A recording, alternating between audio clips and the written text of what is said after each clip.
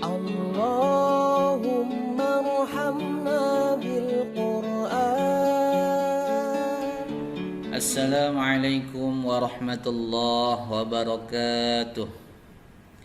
الحمد لله والصلاة والسلام على سيدنا محمد رسول الله وعلى آله وصحبه ومن والاه، وأشهد أن لا إله إلا الله وحده لا شريك له، وأشهد أن سيدنا محمدا عبده ورسوله لا نبي بعده. أما بعد فإني أوصيكم ونفسي بتقوى الله القائل في محكم كتابه: أعوذ بالله من الشيطان الرجيم، بسم الله الرحمن الرحيم. تلك الدار الآخرة نجعلها للذين لا يريدون علوا في الأرض ولا فسادا والعاقبة للمتقين. صدق الله العظيم. Ma'asyiral muslimin rahimakumullah. Dari atas mimbar khatib berwasiat kepada kita semua, terutama kepada diri khatib pribadi, untuk senantiasa berusaha meningkatkan ketakwaan kepada Allah Subhanahu wa taala dengan cara melaksanakan semua kewajiban dengan segenap keteguhan hati dan kemantapan jiwa, dan menjauhkan diri dari seluruh yang diharamkan dengan penuh ketabahan dan kesabaran. Ma'asyiral muslimin rahimakumullah. Kemarin kita akan memasuki ke-10. Kemarin kita memasuki hari ke-10 di bulan Muharram yang biasa kita kenal dengan sebutan hari Ashura. Banyak peristiwa penting dan bersejarah yang terjadi pada hari Ashura. Pada khutbah yang singkat ini, khatib akan menceritakan beberapa peristiwa penting yang pernah terjadi pada hari Ashura. Peristiwa masa lalu tidak hanya untuk dikenang, tapi untuk diambil pelajaran bagi kehidupan kita di masa sekarang dan masa mendatang, untuk diambil ibrah dalam urusan dunia dan akhirat kita, untuk diambil hikmahnya agar kita dapat meningkatkan keimanan dan ketakwaan dan mempersiapkan bekal untuk kehidupan akhirat yang kekal. Ma'asyiral muslimin rahimahullah. Imam Ahmad meriwayatkan dalam musnadnya dari sahabat Abu Hurairah radhiyallahu anhu, ia berkata, "Marra an-nabiy sallallahu alaihi wasallam bi unasin minal yahud qad shamu yawm Ashura faqala ma hadha min as-shaum qalu hadha al-yawm alladhi najja Allahu Musa wa bani Israil min al-gharq wa qariqa fihi Fir'aun wa hadha al-yawm istawat fihi as-safinatu 'ala al-judi fasamuhu Nuh wa Musa syukra lillahi ta'ala." Faqala an-nabiy sallallahu alaihi wasallam, "Ana haqqu bi Musa wa haqqu bi shaumi hadzal yaum." Fa'amara ashabahu bis-shaum. Suatu hari Nabi sallallahu alaihi wasallam berjalan melewati sekelompok orang Yahudi yang tengah berpuasa hari Asyura. Maka Nabi sallallahu alaihi wasallam bertanya, "Puasa hari apa ini?" Mereka menjawab, "Hari ini adalah hari ketika Allah menyelamatkan Musa dan Bani Israel dari tenggelam. Sedangkan Fir'aun di hari ini tenggelam. Hari ini adalah hari ketika perahu Nabi Nuh berlabuh di Bukit Al-Judi. Karena itu Nuh dan Musa berpuasa di hari ini karena bersyukur kepada Allah." Lalu Nabi sallallahu alaihi wasallam bersabda, "Aku lebih berhak berpuasa terhadap Musa. Aku lebih berhak terhadap Musa dan lebih berhak untuk berpuasa hari ini." Kemudian Nabi memerintahkan para sahabatnya untuk berpuasa. Saudara-saudara seiman, dalam hadis di atas disebutkan dua peristiwa dari sekian banyak peristiwa penting yang terjadi di hari Asyura, yaitu berlabuhnya perahu Nabi Nuh dengan selamat di Bukit Judi dan selamatnya Nabi Musa dari kejaran Raja Fir'aun beserta bala tentaranya. Hadirin rahimakumullah, Nabi Nuh alaihissalam diutus oleh Allah kepada kaum yang kafir. Beliaulah Nabi dan Rasul pertama yang diutus oleh Allah kepada orang-orang kafir. Pada Nabi dan Rasul sebelumnya, yaitu Nabi Adam, Nabi Syed, dan Nabi Idris alaihissalam diutus oleh Allah kepada kaum muslimin. Umat ketiga Nabi tersebut semuanya beragama Islam. Tidak ada satupun yang kafir. Dengan penuh kesabaran Nabi Nuh alaihi salam berdakwah kepada mereka siang dan malam secara rahasia dan terang-terangan. kadangkala dengan menyampaikan kabar gembira, dan kadangkala dengan memberi peringatan. Beliau konsisten dalam berdakwah selama 950 tahun. Akan tetapi kebanyakan kaumnya tidak beriman. Mereka tetap pada kesesatan dan kekufuran. Mereka memusuhi Nabi Nuh, menyakitinya, melecehkannya, bahkan memukulinya. Mereka tidak berhenti memukuli Nabi Nuh alaihissalam sampai beliau pingsan karena pukulan yang bertubi-tubi dan sangat keras, sehingga mereka mengira bahwa Nabi Nuh telah mati. Lalu Allah menyembuhkannya. Itu semua tidak mengendorkan dan mematahkan semangatnya dalam berdakwah. Berkali-kali Nabi Nuh alaihissalam mengalami siksaan demi siksaan, tapi beliau tetap kembali mengajak mereka agar beriman. Hal ini dilakukan oleh Nabi Nuh alaihissalam secara terus-menerus, tanpa patah semangat dan tanpa bosan, hingga Allah mewahyukan kepadanya bahwa tidak akan beriman kepadanya di antara kaumnya kecuali orang-orang yang telah beriman. Maka Nabi Nuh alaihissalam berdoa agar orang-orang kafir dimusnahkan semuanya. Wa qala Nuh rabbi la tadar 'ala al-ardi minal kafirin dayyara. Nabi Nuh berkata, ya Tuhanku, janganlah engkau biarkan seorang pun di antara orang-orang kafir itu tinggal di atas bumi. Lalu Allah kirimkan kepada mereka azabnya. Allah timpahkan kepada mereka banjir besar sehingga tidak menyisakan satu orang pun di antara orang-orang kafir. Allah selamatkan nabinya dan orang-orang beriman di antara kaumnya dengan perahu yang dibuat oleh Nabi Nuh dengan perintah Allah Subhanahu wa taala. Allah pun menjaga perahu tersebut dengan pemeliharaan dan perhatiannya hingga berlabuh dengan selamat di Bukit Judi. Saudara-saudara seiman, sedangkan Sayyidina Musa, beliau hidup di masa raja yang zalim, melampaui batas, yaitu Fir'aun yang mengaku sebagai Tuhan. Allah memerintahkan Sayyidina Musa agar pergi kepada Fir'aun untuk mengajaknya masuk ke dalam Islam, mentauhidkan Allah dan menyucikannya dari sekutu dan serupa.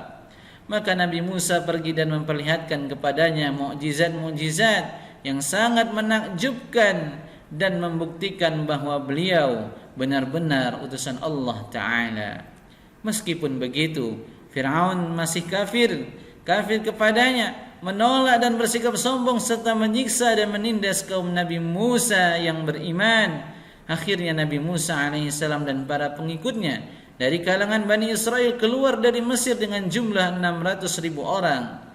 Fir'aun mengejarnya bersama 1.600.000 pasukan karena ingin memusnahkan Musa dan orang-orang yang bersamanya. Akan tetapi Allah menolong Rasulnya. Allah berfirman dalam surah Asy-Syu'ara ayat 63, "Fawhayna ila Musa an idrib bi'asakal bahr, fanfalaqa fakana kullu firqin kattawdil 'azim." Lalu kami wahyukan kepada Musa, pukullah lautan itu dengan tongkatmu, maka terbelahlah lautan itu dan tiap-tiap belahan seperti gunung yang besar. Ma'asyiral muslimin rahimakumullah. Laut terbelah menjadi 12 belahan dan setiap belahan seperti gunung yang besar. Di antara setiap belahan ada jalan yang kering. Nabi Musa alaihissalam dan orang-orang yang bersamanya masuk ke laut. Fir'aun dan pasukannya pun mengejar mereka. Allah Subhanahu wa taala kemudian menenggelamkan mereka semua dan Allah selamatkan Nabi Musa alaihissalam dan orang-orang yang bersamanya. Allah Ta'ala berfirman, وجاوزنا ببني إسرائيل البحر فأتبعهم فرعون وجنوده بغيا وعدوا حتى إذا أدركه الغرق قال آمنت أنه لا إله إلا الذي آمنت به بنو إسرائيل وأنا من المسلمين الآن وقد عصيت قبل وكنت من المفسدين. Dan kami menyelamatkan Bani Israel melintasi laut. Lalu mereka diikuti oleh Fir'aun dan bala tentaranya karena hendak menganiaya dan menindas mereka. Hingga bila Fir'aun itu telah hampir tenggelam, berkatalah ia, supaya percaya bahwa tidak ada Tuhan. Saya percaya bahwa tidak ada Tuhan melainkan Tuhan yang dipercaya oleh Bani Israel. Dan saya termasuk orang-orang yang memeluk Islam. Apakah sekarang kamu baru percaya? Padahal sesungguhnya kamu telah durhaka sejak dahulu. dan kamu termasuk orang-orang yang berbuat kerusakan. Yakni ketika Fir'aun hampir tenggelam dan mati, ia menyatakan taubat, padahal taubat tidak lagi bermanfaat dan tidak diterima dalam keadaan seperti itu. Karena di antara syarat taubat adalah dilakukan sebelum seorang putus asa dari hidup, seperti ketika akan tenggelam dan tidak ada kemungkinan selamat. Inilah yang terjadi pada Fir'aun. Allah Ta'ala berfirman, "Walaysati taubatu lilladhina ya'maluna as-sayyi'at hatta idza hadara ahaduhumul maut qala inni tubtu al-an walladhina yamutuna wa hum kuffar ulaika a'tadna lahum 'adaban alima."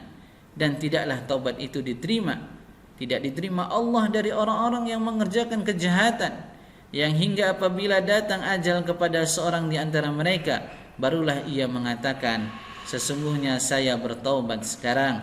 Dan tidak pula diterima taubat orang-orang yang mati sedang mereka dalam kekufuran. Bagi orang-orang itu telah kami sediakan siksa yang pedih.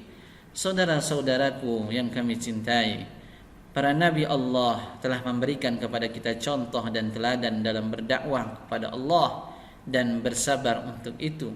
Di atas garis perjuangan mereka inilah para sahabat dan para ulama berjalan. Mereka mendarma baktikan jiwa dan raga untuk membela agama Allah. Ma'asyiral muslimin rahimakumullah. Terakhir, di antara perkara yang diriwayatkan dari Nabi adalah kesunahan puasa hari Asyura, sebagaimana terdapat dalam hadis yang telah kami sebutkan di awal khutbah. Demikian pula disunahkan pada puasa hari Tasu'a, yaitu 9 Muharram yang jatuh pada kemarin. Berdasarkan sabda Nabi sallallahu alaihi wasallam, "La in baqitu ila qabilin la asumanna at-tasi'." Jika aku masih hidup tahun depan, niscaya aku akan berpuasa tanggal 9 Muharram. Hadis riwayat Muslim. Hikmah dari puasa tanggal 9, di samping berpuasa pada tanggal 10 Muharram, sebagaimana dikatakan oleh sebagian ulama, adalah menyalahi orang-orang Yahudi karena mereka hanya berpuasa di tanggal 10 saja. Jika seorang tidak berpuasa tanggal 9 bersama tanggal 10, maka disunahkan berpuasa tanggal 11-nya dan tanggal 10.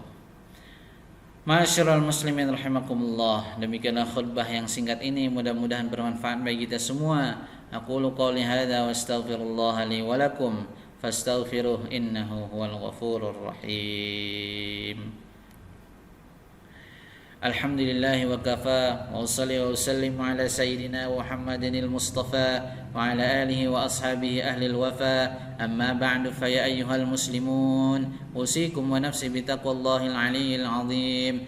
Wa alamu anna Allaha amarakum bi amrin azim wa amarakum bis salati was salami ala nabiyyil karim. Faqal inna Allaha wa malaikatahu yusalluna 'alan nabi يا أيها الذين آمنوا صلوا عليه وسلموا تسليما.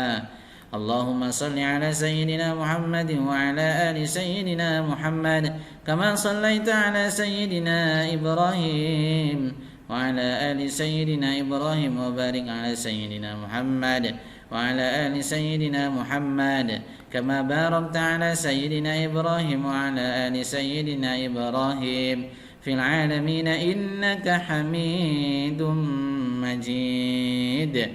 اللهم اغفر للمسلمين والمسلمات والمؤمنين والمؤمنات الأحياء منهم والأموات. اللهم ادفع عنا البلاء والغلاء والوباء والفحشاء والمنكر والبغي والسيوف المختلفة والشدائد والمحن ما ظهر منها وما بطن من بلدنا هذا خاصة ومن بلدان المسلمين عامة إنك على كل شيء قدير. عباد الله، إن الله يأمر بالعدل والإحسان وإيتاء ذي القربى وينهى عن الفحشاء والمنكر والبغي يعظكم لعلكم تذكرون. فاذكروا الله العظيم يذكركم ولذكر الله أكبر.